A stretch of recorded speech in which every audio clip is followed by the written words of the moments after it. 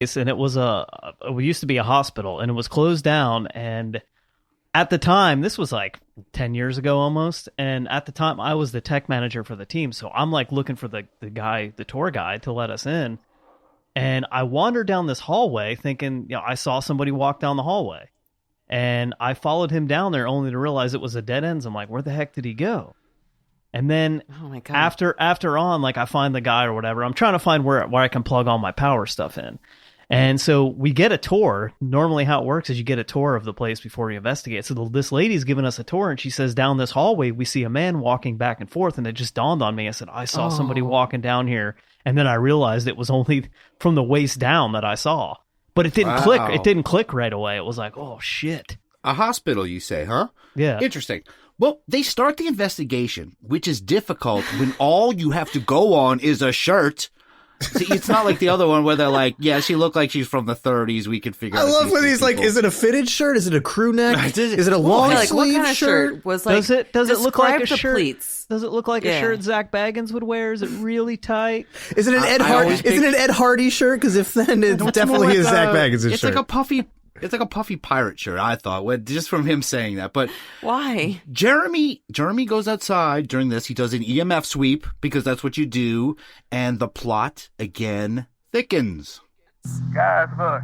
I got something very bizarre going on out here. I've been getting these huge EMF spikes, and there's a bunch of bones. They look like Nutri-Rat bones. But my concern is I'm seeing crushed up shells next to them. I have a hunch that this could be ritualistic. The man that they bought this property from had showed us some bones out in the carriage house and said that they were used for voodoo rituals. Shells and bones, voodoo on the bayou. And look, Captain Caviar already knows this, it seems like. He also tells him that this house was used as a Civil War hospital. What else does Captain Caviar know? I don't know. But what, Drea, you know a lot about ritualistic. You're the paranormal priestess. Is shells a common thing used in rituals? I wouldn't say common. It really depends on what you're trying to do. But yeah, I mean, they're part of it. They can be.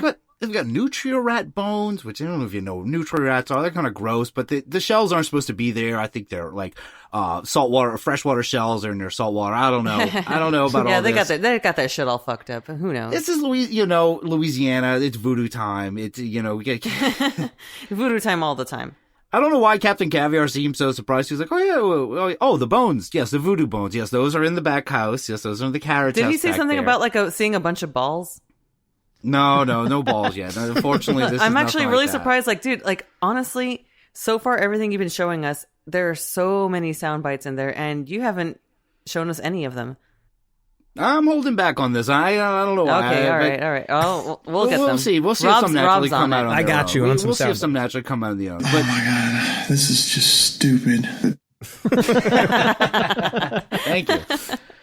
But yeah, and speaking of stupid, they go on to give a little explanation of what voodoo is, but I'm just going to sum it up with this next clip. We can kind of call this a soundboard clip. Yeah, have at it, Drea. Okay. Louisiana is known for three things: good food, Mardi Gras, and voodoo. Okay, there we go. That's the big three. Wow. Nailed it. That's great. That's the first soundbite of the fucking season. That's it. There we go. Let's hear it again. Welcome back to season 2, and Louisiana is known for three things: good food, Mardi Gras, and voodoo. What the hell's with the scream? That's a chicken. That's a chicken being real ritualistically tortured at the beginning. Yes. Enjoy. Well, okay, great. Welcome to 2020, everybody. At least we got a chicken. We finally got a chicken on the board. Louisiana is known for Louisiana chicken. Good food, Mardi Gras, and voodoo. Popeye. Somebody's cock. Somebody's cock. This is actually a viral Popeye ad I'm working on. But the investigation trucks on. Jereme and Captain Caviar, they get teamed up together. Great team, let me just mention. A Cajun Demonologist and Captain Caviar together. Who would have thought? But they go and search an old carriage house the next day, and they find a box with a voodoo doll.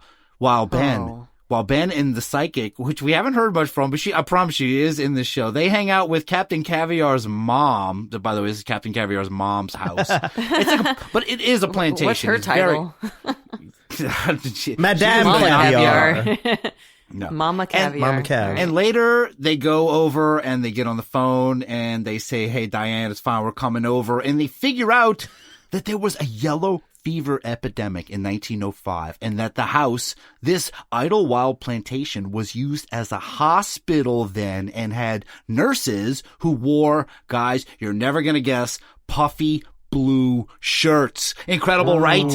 We got our shirt. Okay, Diane, that's fine. We're coming over.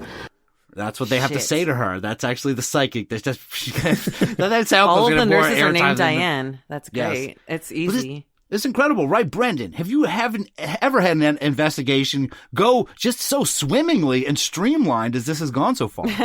No. Not in one night. Even like Hellier doesn't have this many, coincidences and shit. Hellier. Yeah. Hell yeah. And I will say, this show does go for the Hellier vibe of they are there to see what the bigger picture of the paranormal taking over the city. They keep showing maps of Morgan City with like a red wave going over the cities around it as if like the ghosts are just completely taken over. And they are good. Oh, there's a fucking ghost hurricane coming in fucking take Yes, shelter. it looks like we've got strong paranormal activity coming in from the Gulf right here. As you can see, it's blowing towards Vermilion Parish from St. Mary. But it is a lot like Hellier. They are going for a big picture, but they think that they can only get the big picture by solving these individual cases at a time. I don't know. It is very video game-ish for them, too. Diane is a big help in here because through comparing photos that Diane provides of nurses with puffy shirts, they pinpoint one puffy-shirted nurse in particular as the shirt ghost, and they seem confident that they have their gal. And the psychic Sarah has this to say about it. What kind of unfinished business does she have? Was she wronged in some way? I mean, we need to summon her spirit and hopefully get some answers to these questions. Okay, they have a plan now. They're going to summon the spirit. Was she wrong in some way? Yeah, we're going to find out what this puffy shirted nurse is up to. That's a normal plan, right? Summon it and question it, Brendan? Yeah, I mean, it just depends on, your style, I guess. Why? Sure, go ahead. It's not harming anybody though. It's just like it's just there. Like it's. Well, I mean, Rob, it's like any ghost. Like you want to find out why. Like I feel like sympathy, or I feel bad for them. Like what's the story? I don't know. Like I guess put yourself in Captain Caviar's captain's hat for a second and think about you're out there, you're on the golf all day, you're busting at your butt, and you got to come home and there's shirts flying around. Well, this story has come together nicely. So now they set up a ton of infrared and ghost hunting centric cameras around the house, with Jereme keeping a watchful eye at base camp. Something Brendan knows about. Brendan loves base camp. It's the coolest place. While Ben and Psychic Sarah, they explore the shirt-infested plantation in the dead of night. But this happens to Ben when he's looking for the shirt monster. That's funny. My necklace just came off. Look at that. Look at this. I had it clasped earlier. Here. It's really weird. It's missing a piece, like it broke off. How? It's not like you were doing anything. Jewelry. Yeah. Dude, jewelry. Oh my gosh. I don't think it's a coincidence that Pam has been talking about jewelry going missing, and now Ben's necklace literally fell off his neck. I think there's a spirit here doing this. You want my jewelry? Okay. So to get you, I do. Pam is the title of Captain Caviar's mom, and yes, the burglar that we talked about earlier was there was jewelry missing, and this guy's necklace broke. The ghost burglar strikes again on camera this time, breaks this guy's cheap looking bracelet necklace. It's very brazen, right? Yeah, I mean, seriously, that's very aggressive. Like, usually, if they're gonna steal some jewelry, it's gonna be while the people are out of their hotel rooms or what have you. But stealing it right off of someone's neck is very bold. I like how she says it's not like you were doing anything. I don't know if that's like a call out. It's like, I thought you guys were like, you set up all these cameras and you're investigating this place. And she's like, yeah, your necklace broke. It's not, I mean, you're not even doing anything. You're just kind of, you weren't even working. Yeah. That's what you get. Look, you can't fake this kind of stuff, right? A broken little necklace, right? No, absolutely. Did they see it not. on camera? Yeah, absolutely. You cannot fake any of that. No, he looks down and his necklace is just kind of hanging inside his jacket. But this is the beginning, though. That's like something that they always, people always have said that about ghosts, that like they mess with your necklaces and your jewelry, right? Like that's a notorious thing. I've never heard of this before, ever. I've never heard well, of, I mean, yeah, never heard and of that's what, ghosts I guess, doing that. if anything, that makes it more of a, like, it makes it more believable, because why would it be so specific, you know? Something like, yeah, if it's consistently like, oh, it fucks with jewelry, like, oh, there it goes again. On people's I think necks. it's scripted. I think it's scripted. Come on. I think you're calm scripted. down. Look, TV. For those haters out there who think this is fake, I'll stop you right there. Exactly. Hollywood Shay trying to bring it down to his level. But this is only the beginning, though, because now, in the middle of this search, the team leaves for a lunch break. Yes, it's nighttime. And it seems like they just got there, but whatever. They got to go for a po' boy or something. They have to quickly reassemble after. They literally go to lunch right after this starts. So they have to quickly reassemble, po' boys in hand, and they have to return to the ghost coach. I forgot to mention that their camper is called the Ghost Coach, where Ben is watching the footage while they're all eating their shrimp po' boys, and this happens. I want the crew in here too, because I want you guys. We were all having lunch. I come back here to review this EVP tape. Okay. As I'm watching this on 4 squares, let me show you what. Let me show you what we freaking captured. Watch right here. Okay. Just watch. Oh my gosh. Watch. Okay. Right about here.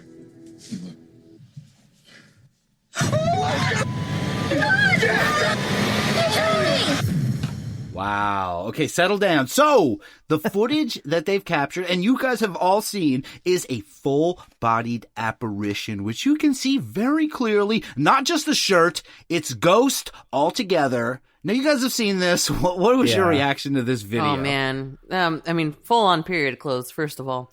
Like, she looks great in that. At first, I thought it was just a video of a person. Like, the same way that thing was faked with, was it the Blackwell ghost? Or the guy, the one coming out of the hotel room? Wait, are you saying this is like a black flag for you, just this video? It might be. It might be. Going to explode. Yes, thank you. You took the words right out of my mouth. What's your reaction to this, Brandon? Well, honestly, like, seeing that and having reviewed hours and hours of footage like this, like, and even experiencing something where I thought when I seen a full body apparition, I thought it was legitimately a person standing there. It wasn't misty. It didn't look like, this sheet over it with these cut out eye holes. It wasn't like translucent. I mean, it looked like a person, and this almost looks like a person. And I guess as they talk about it more in the clip, you'll hear why they think it's not faked. Yeah. But I mean, it's an odd video. Yeah. So it looks like a lady. More of their reaction. It looks like a lady. It does. It looks like a lady walking across like an opening for a room in her very period specific clothes. But we're gonna hear more of their reaction now. Do that again! Do it again! And I was here watching it live. I know for a fact nobody came in or out of that house, and I was watching it live as I'm reviewing these EVPs. I have never, ever seen anything like this on TV, out of TV, anything I've ever done. This is a full freaking body apparition. Jesus. All the way down with the dress down to the ground. You can literally see through it, dude. You can see the background as it walks through right there on the bottom. But this time we get the whole uniform. We captured the whole thing that I think is probably a nurse. Guess what? I'm sold.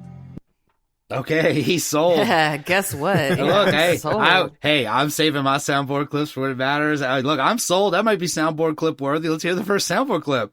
Guess what? I'm sold. All right, you have to give us time. You have to give us time to guess, Jeremy. Knock. I'm sold. I love that. Knock knock. I'm sold. Guess what? I'm sold. There you go. Yeah. It's a reaction you can use for a lot of stuff. Anytime you see it, instead of being just incredible, you can just say, well. Guess what? I'm sold. Yeah. That's a happy addition to the soundboard for sure. I love it. It almost sounds like one of the mountain monsters, too. You know what? Guess what? I'm sold. All right. Well, you got Rob sold on that. It is some incredible footage if it's real. And in the excitement, they have Sarah walk the same path as the ghost, and sure enough, she is not a translucent being.